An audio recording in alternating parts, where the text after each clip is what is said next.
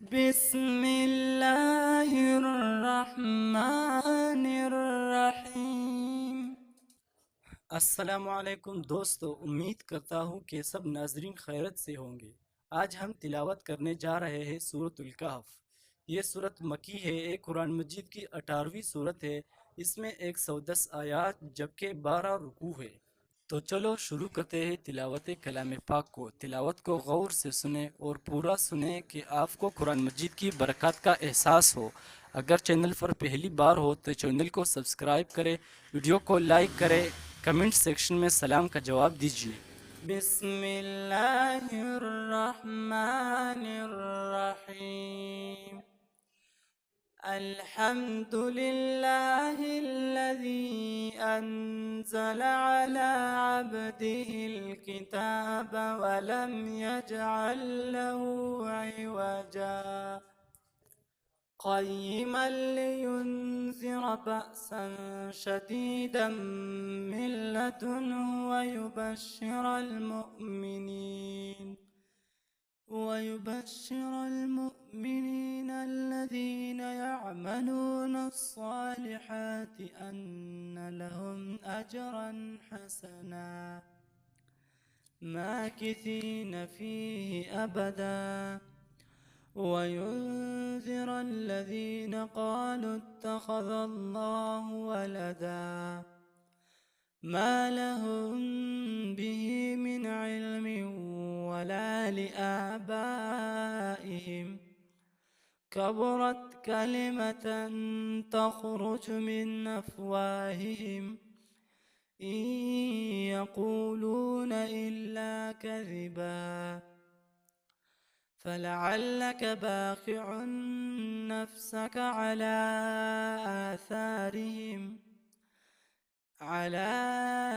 آثارهم إن لم يؤمنوا بهذا الحديث أسفا إنا جعلنا ما على الأرض زينة لها لنبلوهم أيهم أحسن عملا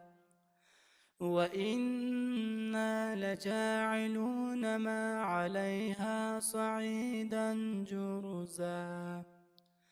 أم حسبت أن أصحاب الكهف والرقيم كانوا من آياتنا عجبا إذ أوى الفتية إلى الكهف فقالوا ربنا آتنا من لدنك رحمة وهيئ لنا من أمرنا رشدا فضربنا على آذانهم في الكهف سنين عددا ثم بعثناهم لنعلم أي الحزبين أحصى لما لبثوا أمدا نحن نقص عليك نبأهم بالحق إنهم فتية آمنوا بربهم وزدناهم هدى وربطنا على قلوبهم إذ قاموا فقالوا ربنا رب السماوات والأرض لن ندعو من دونه إلها لقد قلنا إذا شططا هؤلاء قومنا اتخذوا من دونه آلهة لولا يأتون عليهم بسلطان بين فمن أظلم ممن افترى على الله كذبا وإذ اعتزلتموهم وما يعبدون إلا الله فأووا إلى الكهف ينشر لكم ربكم من رحمته ويهيئ لكم من أمركم مرفقا وترى الشمس إذا طلعت تزاور عن كهفهم ذات اليمين وإذا غربت تقرضهم ذات الشمال وهم في فجوة منه ذلك من آيات الله من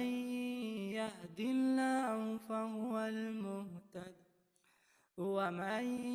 يضلل فلن تجد له وليا مرشدا وتحسبهم أيقاظا وهم رقود ونقلبهم ذات اليمين وذات الشمال وكلبهم باسط ذراعيه بالوصيد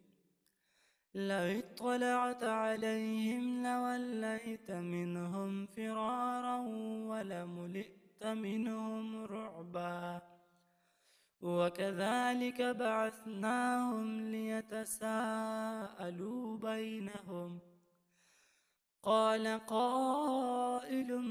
منهم كم لبثتم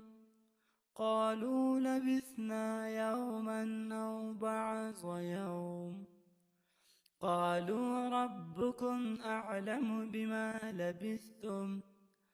فابعثوا أحدكم بورقكم هذه إلى المدينة فلينظر أيها أزكى طعاما فليأتكم برزق منه وليتلطف ولا يشعرن بكم أحدا إنهم إن يظهروا عليكم يرجموكم أو يعيدوكم في ملتهم ولن تفلحوا إذا أبدا وكذلك أعثرنا عليهم ليعلموا أن وعد الله حق وأن الساعة لا ريب فيها إذ يتنازعون بينهم أمرهم فقالوا ابنوا عليهم بنيانا ربهم أعلم بهم قال الذين غلبوا على أمرهم لنتخذن عليهم مسجدا صدق الله العلي